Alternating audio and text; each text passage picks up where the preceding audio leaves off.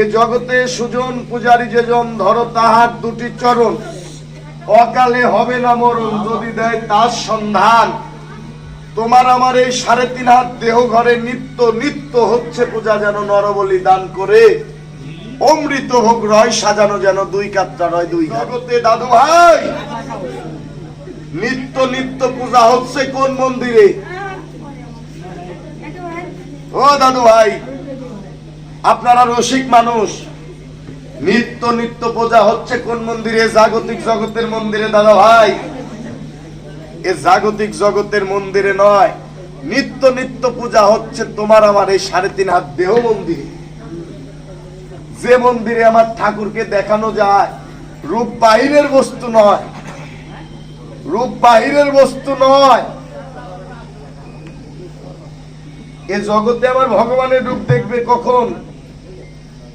শাস্ত্রে বললেন, ভগবানকে তুমি সেই দিন দেখতে পাবে যেদিন আপন আপন গুরুকে পাই নিজের রূপখানা নিজে দর্শন করতে পারবে, সেদিন আমার ভগবানকে দেখার আর বাকি থাকবে না।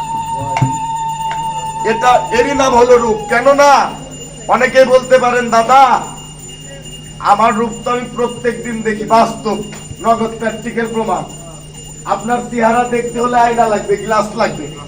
হ্যাঁ, অনুভব করেন তো আপনি দেখতে কেমন। আপনি আমাকে দেখছেন, বলতে পারবেন জগন্নাথ দা আপনি দেখতে এরকম। আমি আপনাকে দেখছি, কিন্তু আমার রূপ আমার চেহারা কিন্তু আমি অনুভব করতে পারছি না। দেখুন, এখনই দেখুন, বাস্তব, বাকি না। ও সাধুদা, এখনই দেখুন, নিজের চেহারা নিজে দেখতে পান। এ জগতে নিজের বর্জখানা নিজের রূপখানা যেজন দর্শন করতে পেরেছে, ভগবানকে দেখার আর বাকি থাকে। এরই নাম হলো রূপ। জয় রাধে রাধে। আর যত শাস্ত্র গ্রন্থই শোনো না কেন, রাত ভরে কীর্তন শোনো না কেন, কোনো লাভ হবে না। তাই নিজেকে আগে নিজে দেখো। কোন ঘরে দেখতে পাবে? যে ঘরে নিত্য নিত্য হচ্ছে পূজা, নরবলি দান করে অমৃত ভোগ রয় সাজানো, যেন দুই কাত্রা রয় দুই ঘাড়ে। ও ভাইরা, কালী পূজায় কি পাঠা বলি হয় না? হ্যাঁ, পাঠা বলি দিতে হলে কি লাগে? কাত্রা, তাই না? অনেকেই বলে আর গাড়া। হ্যাঁ, মহাজন বললেন নিত্য নিত্য হচ্ছে পূজা, নরবলি দান করে। নর অর্থ কি? নর অর্থ হলো মানুষ, নাকি? ওই মন্দিরে পূজা হয় মানুষের বলি করে। কোন বলি? প্রত্যেক দিন তুমি আমি এই ৩.৫ হাত দেহ ভাণ্ডে এমন এক বস্তু আছে, দামি বস্তু, যেটা টাকা দিয়ে কিনতে পাওয়া যায় না, তার নাম হলো পিতৃধন। সে পিতৃধনের বলি হয়ে যাচ্ছে। ভক্তি শাস্ত্রে বললেন, এ জগতে পিতৃধনকে যেজন রক্ষা করে চলতে পারে, তার থেকে বড় সাধু আর কেউ নাই। দাদু ভাই, যতই মোটা মোটা মালা গলায় দিই, যতই তিলক কাটি,